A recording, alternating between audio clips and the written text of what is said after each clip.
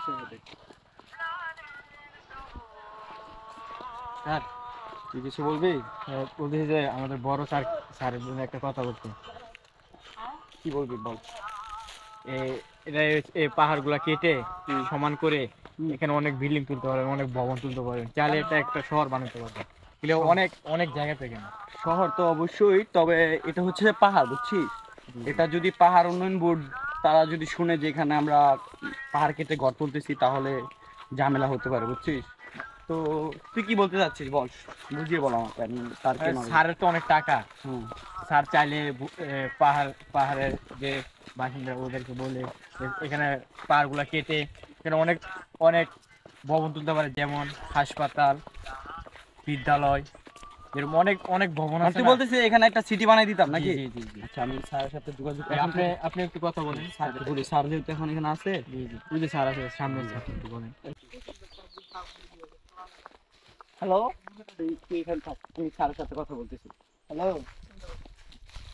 ও না বেবি, আমি ঠিক আছি, সমস্যা নেই। না না, এখানে কোনো প্রবলেম হচ্ছে না। ও ওকে ওকে। কিছু বলবো না কি এখন? হ্যাঁ, কি?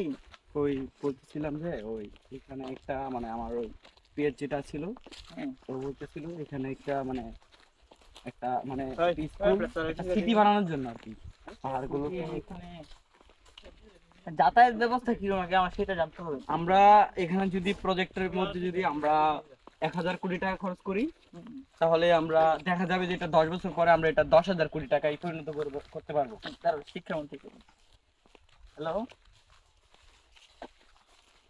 হ্যাঁ হ্যাঁ, বলেন বলেন। ঠিক আছে ঠিক আছে।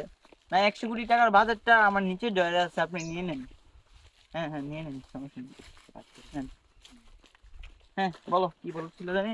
1,000 কোটি টাকা যদি আমরা খরচ করি, ব্যয় করি এই শহরটাই, তাহলে আমরা 10 বছর পরে সেটা আমরা 10,000 কোটি টাকায় পরিণত করতে পারবো। ওই দাঁড়াও দাঁড়াও, জো বাইডেন কল দিছে আমেরিকা। হ্যালো। হ্যাঁ, okay okay, no problem, I am coming for 2 March. হ্যাঁ হ্যাঁ হ্যাঁ, I am going now Bangladesh. Oh yes yes, I, হ্যাঁ হ্যাঁ, I am coming for America. Okay okay. হ্যাঁ নাজমুল, বলো কি বলছিলা। 1,000 কোটি টাকা খরচ করি, তাহলে দেখা যায় যে এটা 10,000 কোটি টাকা আমরা 10 বছর পরে ব্যয় করতে পারবো। বুদ্ধিটা ভালোই দিছো, যেহেতু এখানে শুনশান জায়গা, বানানো যায় অনেক প্লেস, কিন্তু বিশেষত হলো যে এখানে যাতায়াত ব্যবস্থা কম, আশেপাশে মানুষ টানুষও খুব কম। এখন যদি আমরা এখানে 100 কোটি টাকা ডালি, তাহলে কি এটা আমাদের কি ভবিষ্যৎ প্ল্যান করার জন্য কি? জি জি, ফিউচার আমি বলতেছিলাম আমরা যদি 1,000 কোটি টাকা খরচ করি, তার মধ্যে আমাদের যে রাস্তাটা আছে, রাস্তাটায় যদি আমরা মিনিমাম এটাতে 100 কোটি টাকার মতো খরচ যাবে, ঠিক আছে? 100 না, এটা প্রায়, না সরি মিস্টেক হয়েছে, 10 কোটি টাকার মতো খরচ যাবে। দশ মাত্র কোটি 10 কোটি টাকা হ্যাঁ, দিয়ে কি আমাদের রাস্তা যাতায়াত করবো? ব্যবস্থা একবারে ক্লিয়ার হয়ে যাবে। তারপরে কথা হচ্ছে যে আমরা যদি এখানে যে একটা আমাদের এই সিটির আমাদের একটা ফ্রেম বানাই, তাহলে ফ্রেমের ভিতরে থাকবে একটা school, primary school, high school, মাদ্রাসা মানে আরবি শেখার জন্য মাদ্রাসা, তারপর হচ্ছে যে এই কিছু কোয়ার্টার্স মানে মানুষ থাকার জন্য, এবং এই একটা গার্মেন্টস এর ব্যবস্থা করার জন্য, যাতে আশেপাশে যারা আছে ওই গার্মেন্টসটাই থাকতে পারে, কাজ করতে পারে, কাজের দ্বারাতে। আর ওই আমাদের স্কুলে তাদের ছেলে মেয়ে যেন স্কুলে পড়াশোনা করতে পারে, সেই জন্য এখানে সিটিটা করার জন্য। আর যেহেতু দুর্গম এলাকা, এটা আমরা উন্নত করতে চাই আর কি। আশেপাশে ঠিক পাহাড় আছে, আছে। তোমার কথাটা আমি মাথায় নিলাম। আমি দেখি সবার সাথে বসি।